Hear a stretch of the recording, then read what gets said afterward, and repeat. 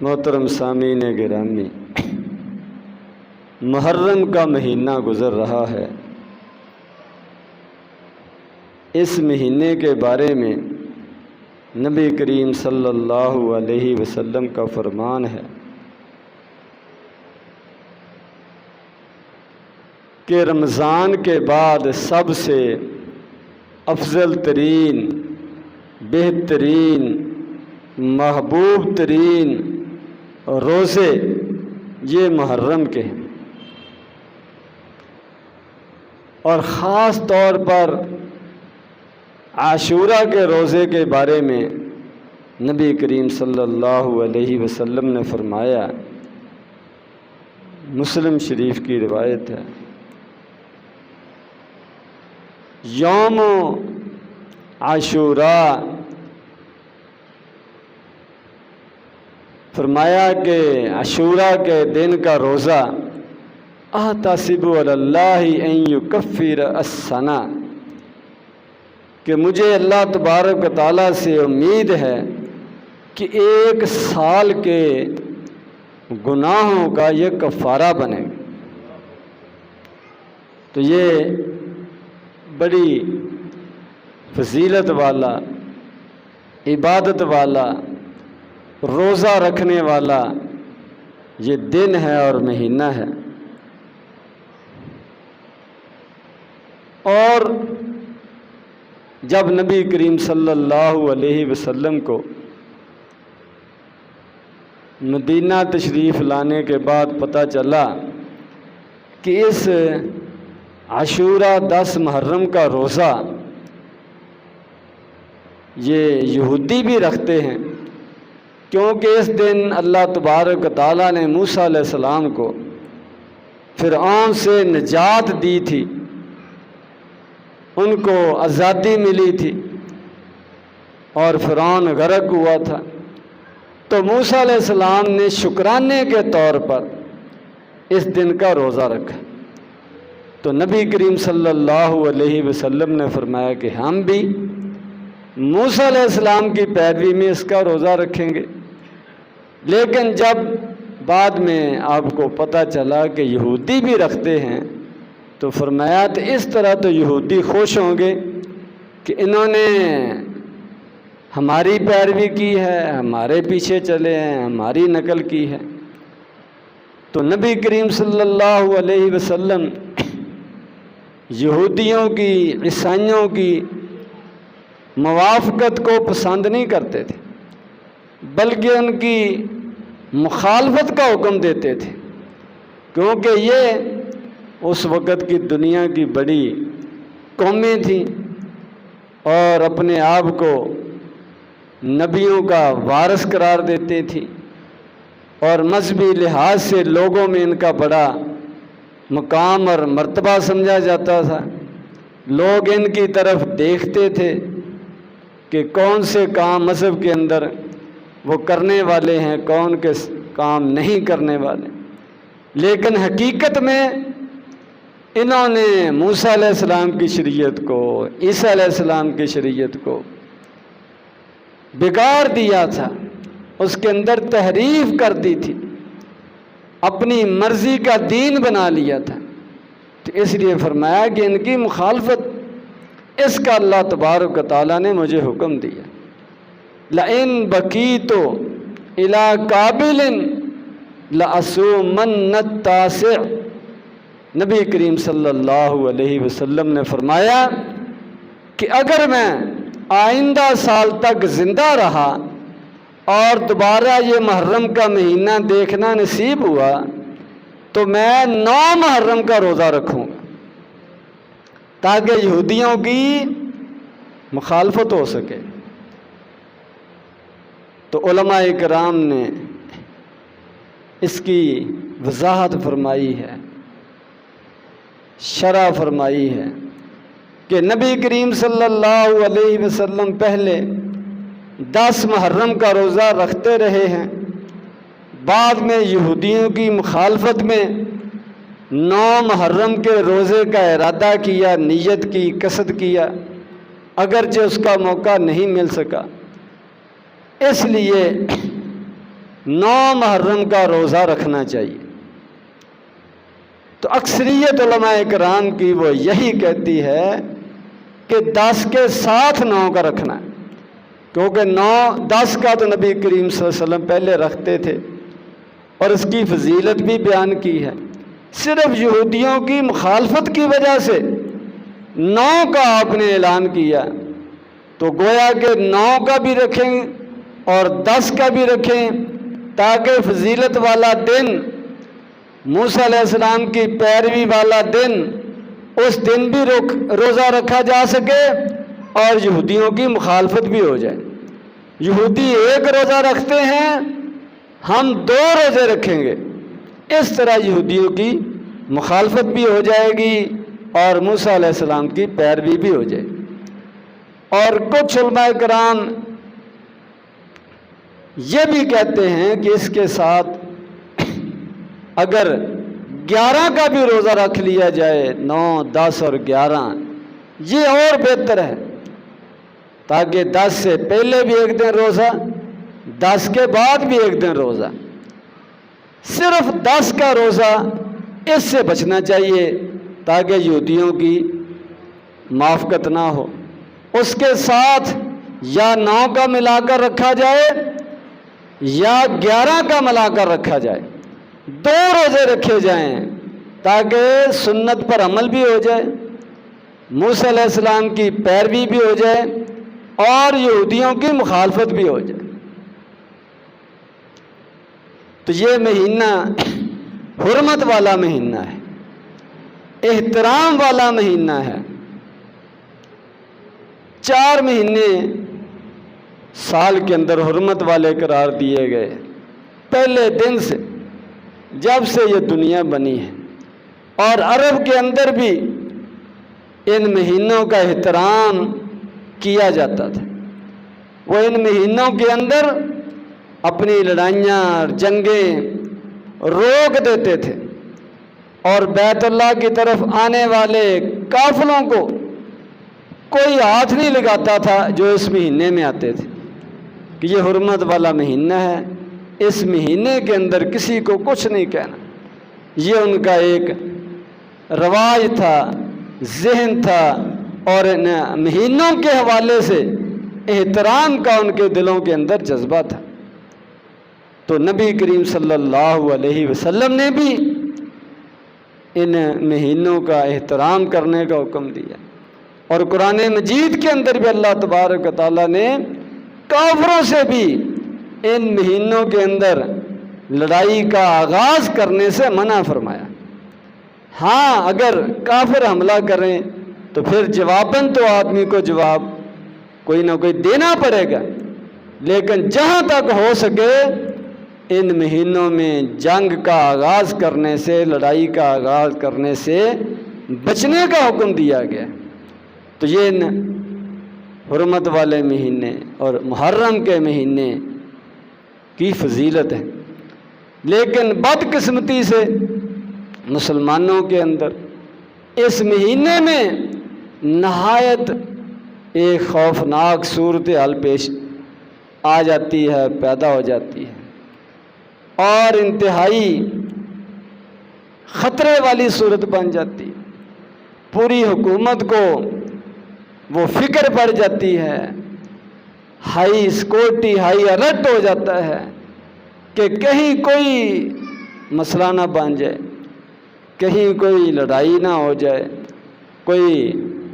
فساد نہ ہو جائے، کوئی قتل و غارت نہ ہو جائے۔ تو یہ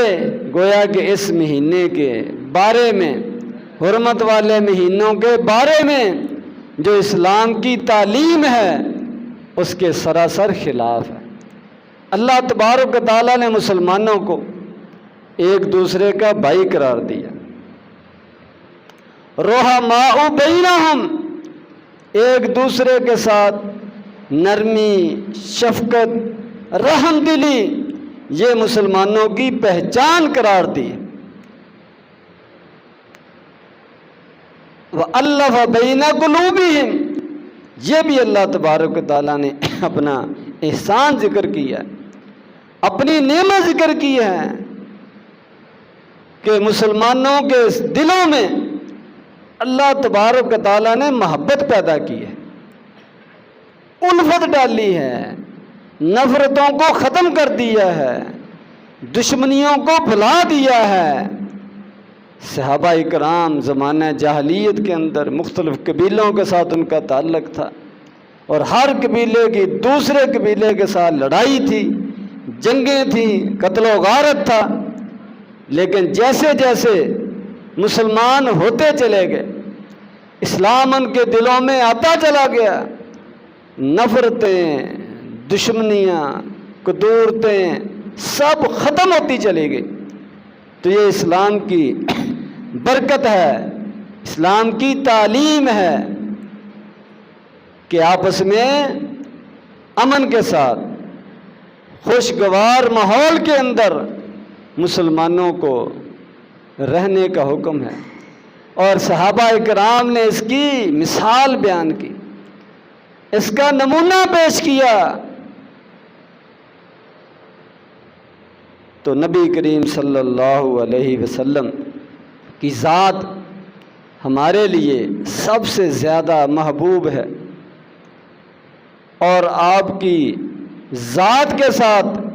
تعلق رکھنے والی ہر چیز ہمیں محبوب ہے۔ جس شہر میں آپ رہتے تھے وہ شہر بھی ہمیں محبوب ہے۔ جو ازواج مطہرات آپ کے نکاح میں آئیں، آپ کی ازواج ہونے کی وجہ سے، آپ کی بیویاں ہونے کی وجہ سے، ان کو امہات المومنین ہم کہتے ہیں، سب مومنوں کی مائیں کہتے ہیں۔ ان کا احترام ہر مسلمان کرتا ہے۔ نبی کریم صلی اللہ علیہ وسلم پر جو جو ایمان لایا، ہر ایک کے ساتھ ہمیں دلی محبت ہے، احترام کا جذبہ ہے، اس کو ہم نبی کریم صلی اللہ علیہ وسلم کا صحابی کہتے ہیں، اور ان کے لیے رضی اللہ تعالی عنہ کا دعائیہ کلمہ اپنی زبان پر جاری کرتے ہیں۔ تو نبی کریم صلی اللہ علیہ وسلم کی بیٹیاں یہ بھی ہمارے لیے قابل احترام، نبی کریم صلی اللہ علیہ وسلم کے داماد یہ بھی ہمارے لیے قابل احترام ہیں، نبی کریم صلی اللہ علیہ وسلم کے سسرال یہ بھی ہمارے لیے قابل احترام ہے، اور نبی کریم صلی اللہ علیہ وسلم کی بیٹیوں کی اولاد، آپ کے نواسے، آپ کی نواسیاں یہ بھی ہمارے لیے قابل احترام۔ ہم سب کا احترام کرتے ہیں اور ہر ایک کو اس کا مقام اور مرتبہ دینے کو اپنے ایمان کا حصہ سمجھتے ہیں۔ تو مسلمانوں میں شروع دن سے اسلام کی یہ تعلیم رہی ہے کہ وہ محبت کی فضا میں رہتے ہیں، احترام کی فضا میں رہتے ہیں۔ تو اس حوالے سے یہاں پر نبی کریم صلی اللہ علیہ وسلم کے اہل بیت، آپ کی آل، آپ کی بیٹیاں اور ان کی اولاد، ان کے بارے میں احادیث میں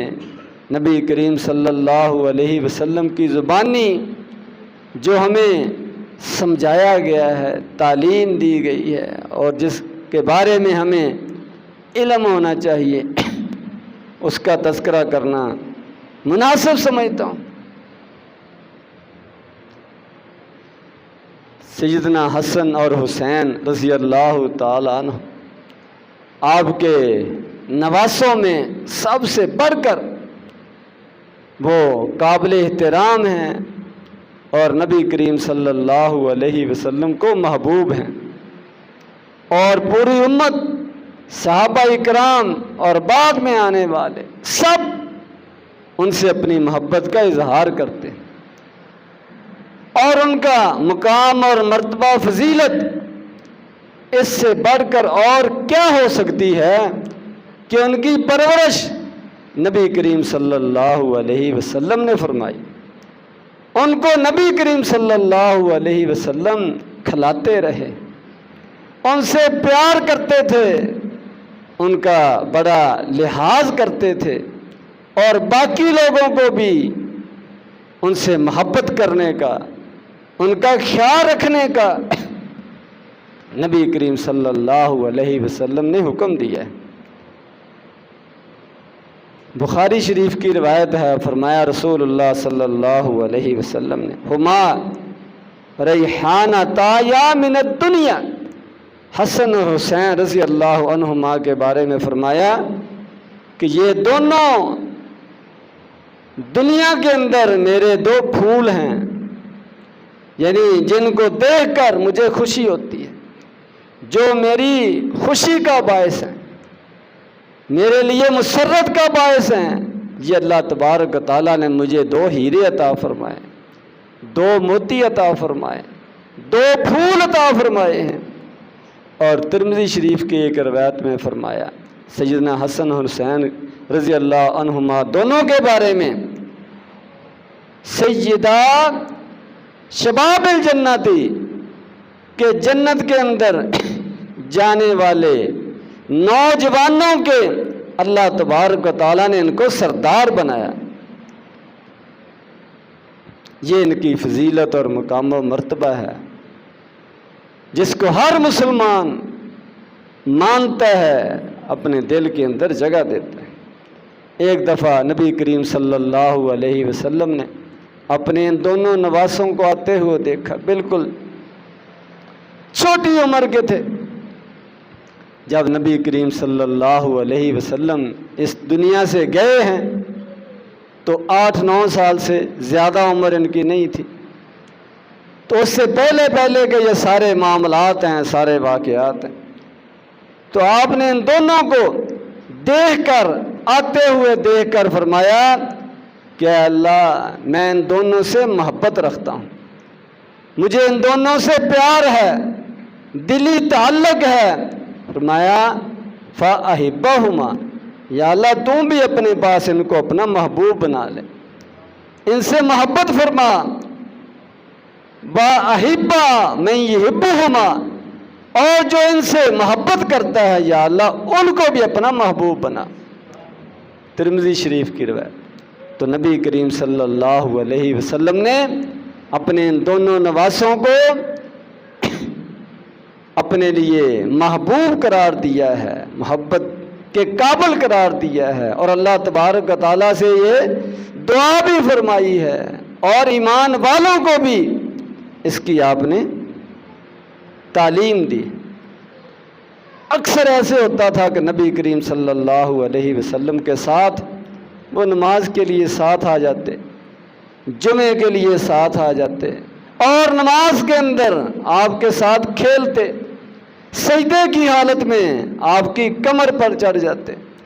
بعض کا آپ ان کو اٹھا کر نماز پڑھتے۔ ہر وقت نبی کریم صلی اللہ علیہ وسلم ان سے محبت کا اور پیار کا اظہار کرتے اور اس طرح کا معاملہ کرتے۔ نبی کریم صلی اللہ علیہ وسلم، بخاری شریف کی روایت ہے، فرمایا کانا یعوذ الحسن والحسین رضی اللہ عنہما، ان کو آپ دم کیا کرتے تھے، اپنے نواسوں کو خاص طور پر دم کیا کرتے تھے، اور فرمایا کرتے تھے یہ وہ دم ہے جو ابراہیم علیہ السلام اپنے بیٹوں اسحاق اور اسماعیل علیہ السلام کو کیا کرتے تھے، میں کہ وہی دم میں اپنے نواسوں کو کرتا ہوں۔ اعوذ بکلمات اللہ التامات من کل شیطان وہامت ومن کل عین لامت، کہ میں تمہیں اللہ کی پناہ میں دیتا ہوں، اللہ تمہیں محفوظ فرمائے ہر شیطان سے، اور فرمایا کہ ہر نقصان خطرے والی چیز سے، زہریلی چیز سے، اور ہر بد نظر سے، نظر کے لگنے سے تمہیں اللہ تبارک و تعالیٰ محفوظ فرمائے۔ ان کلمات کے ساتھ نبی کریم صلی اللہ علیہ وسلم حسن اور حسین کے ساتھ اپنی محبت کا، اپنے تعلق کا اظہار فرمایا کرتے تھے اور ان کو یہ دم کیا کرتے تھے۔ اور آپ نے اتنی ان کی تربیت فرمائی ہے، اتنا ان کا خیال رکھا ہے کہ ایک مرتبہ حسن رضی اللہ تعالیٰ عنہ نے اپنے منہ میں ایک کھجور ڈالی تو نبی کریم صلی اللہ علیہ وسلم نے ہاتھ ڈال کر ان کے منہ سے کھجور نکال دی اور فرمایا کہ تمہیں پتہ نہیں یہ صدقہ کی کھجور ہے اور میرے لیے، میری اولاد کے لیے صدقہ کھانا منع ہے، حرام ہے، اس کو نکال دو، پھینک دو۔ اس طریقے سے نبی کریم صلی اللہ علیہ وسلم نے اپنے نواسوں کو پالا اور پوسا ہے، ان کی تربیت کی ہے، ان کا خیال رکھا ہے۔ اور فرمایا نبی کریم صلی اللہ علیہ وسلم نے سیدنا حسن رضی اللہ تعالی عنہ کے بارے میں کہ میرا یہ بیٹا ابھی 7-8 سال کا ہے، فرما رہے ہیں کہ میرا یہ بیٹا، میرا یہ نواسا سردار بنے گا اور اللہ تبارک و تعالیٰ اس کے ذریعے سے مسلمانوں کی 2 بڑی جماعتوں کے اندر صلح کرائے گا، ان کی آپس کی لڑائی کو ختم کرائے گا، مسلمانوں کے اندر امن قائم فرمائے گا۔ اور نبی کریم صلی اللہ علیہ وسلم کی یہ پیشین گوئی پوری ہوئی جب حضرت علی رضی اللہ تعالیٰ عنہ کی شہادت کے بعد سیدنا حسن رضی اللہ تعالیٰ عنہ کی بیعت کی گئی، وہ مسلمانوں کے خلیفہ بن گئے، سردار بن گئے، حکمران بن گئے، تو نبی کریم صلی اللہ علیہ وسلم کی پیشین گوئی پوری ہوئی۔ اور اس وقت مسلمانوں کی 2 بڑی جماعتیں، ایک حضرت علی رضی اللہ تعالیٰ عنہ کی جماعت جو اب حضرت حسن رضی اللہ تعالیٰ عنہ کی قیادت میں آ گئی تھی، اور دوسری سیدنا معاویہ رضی اللہ تعالیٰ عنہ کی جماعت۔ ان دونوں کی آپس میں لڑائی، اختلاف یہ چل رہا تھا۔ سیدنا عثمان رضی اللہ تعالیٰ عنہ کی شہادت کی وجہ سے، ان کے قاتلین سے قصاص لینے کی وجہ سے اختلاف پیدا ہو گیا، تو کئی سال تک یہ معاملہ چلتا رہا۔ تو سیدنا حسن رضی اللہ تعالیٰ عنہ نے یہ فیصلہ کیا کہ میں معاویہ رضی اللہ تعالیٰ عنہ کے حق میں دستبردار ہو جاتا ہوں، خلافت کو چھوڑ دیتا ہوں، حکمرانی ان کے حوالے کر دیتا ہوں۔ چنانچہ انہوں نے ایسا ہی کیا اور مسلمانوں کی جو لڑائی تھی وہ ختم ہو گئی۔ تو نبی کریم صلی اللہ علیہ وسلم کی دوسری پیشین گوئی اس طریقے سے حسن رضی اللہ تعالیٰ عنہ کے ذریعے سے پوری ہوئی کہ اللہ تبارک و تعالیٰ اس کے ذریعے سے مسلمانوں کی 2 بڑی جماعتوں کے اندر صلح فرمائیں گے، ان کی لڑائی کو ختم کریں گے۔ تو اس طرح حسن رضی اللہ تعالیٰ عنہ نے اپنا اعلیٰ کردار جو ہے وہ پیش کیا، امت کے لیے، امت کی خدمت کے لیے، امت کے خون کو محفوظ کرنے کے لیے، امت کی لڑائی کو ختم کرنے کے لیے، امن کو قائم کرنے کے لیے انہوں نے اپنی کرسی کی قربانی دے دی، اپنے اقتدار کی قربانی دے دی۔ یہ تھا ان اہل بیت کا اور نبی کریم صلی اللہ علیہ وسلم کے گھر والوں کا مقام اور مرتبہ، آپ کے ساتھ تعلق اور امت کے ساتھ ان کا معاملہ اور امت کی خیر خواہی۔ تو ان کی ہمیں بھی یہی تعلیم ہے کہ امت کے اندر اختلاف کو ختم کرنے کی کوشش کی جائے، لڑائی کو ختم کرنے کی کوشش کی جائے، اور آپس میں اپنے مطالبات سے پیچھے ہٹ کر، ایک قدم پیچھے ہٹا کر، اپنے حقوق کی قربانی دے کر دوسرے کو آگے بڑھنے کا موقع دیا جائے کہ کسی نہ کسی طریقے سے معاملہ چلتا رہے، بگڑے نہ، امن خراب نہ ہو، یہ حسن اور حسین رضی اللہ عنہما کی ہمارے لیے تعلیم ہے، اور اسلام کی بھی یہی تعلیم ہے، نبی کریم صلی اللہ علیہ وسلم کی بھی یہی تعلیم ہے۔ ہمیں اس مہینے میں بھی، دوسرے مہینوں میں بھی، ہر موقع پر اس چیز کا خیال رکھنا چاہیے کہ ہمارے زبان سے، ہمارے رویوں سے کوئی ایسی صورت پیدا نہ ہو جس کے نتیجے میں اختلاف جنم لے، لڑائی جھگڑے کی صورت پیدا ہو، قتل و غارت تک معاملہ پہنچے۔ اسلام قطعاً اس کی اجازت نہیں دیتا، چاہے اس کے لیے کسی کو پیچھے ہٹنا پڑے، کسی کو اپنے حقوق سے دستبردار ہونا پڑے۔